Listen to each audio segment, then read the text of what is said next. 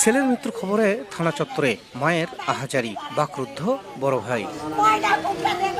স্বজনরা জানান, শুক্রবার বিকেলে জয়পুরহাটের খেতলাল উপজেলার আদর্শপাড়ার বাসিন্দা বাদশা মিয়া বন্ধু মাজেদুলের সঙ্গে বের হয়ে আর ফেরেননি বাড়ি।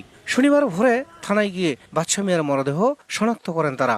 আমি হলো যে সুষ্ঠু বিচার চাই ভাই, আমার ভাই নিষ্পাপ, এই নয় জোনার ভাই যায় ভাই, একই বাড়ি, পাশাপাশি বাড়ি।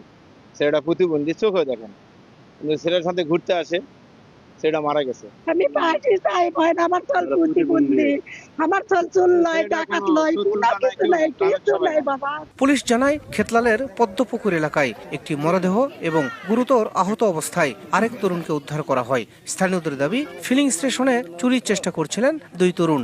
উত্তেজিত জনতা তাদের মারধর করলে ঘটনাস্থলেই বাদশা মিয়া মারা যান। গুরুতর আহত হন মাজেদুল। তাকে উদ্ধার করে উপজেলা স্বাস্থ্য কমপ্লেক্সে ভর্তি করা হয়েছে। পেশেন্টটা আমরা পাই পুরো শরীরে কাদা মাখা, ওনার রাইট টেম্পোরাল রিজনে একটা কাট ইনজুরি আছে প্রায় 4 সেন্টিমিটারের মতো। এটা আমরা সেলাই করে দিচ্ছি। প্রকাশ্য এবং গোপনে তদন্ত অব্যাহত রয়েছে। তদন্ত সাপেক্ষে আইনগত ব্যবস্থা গ্রহণ করা। ঘটনার বিষয়ে তদন্ত করে ব্যবস্থা নেওয়ার কথা জানিয়েছে পুলিশ। শাহিদুল ইসলাম সবুজ, সময় সংবাদ, জয়পুরহাট।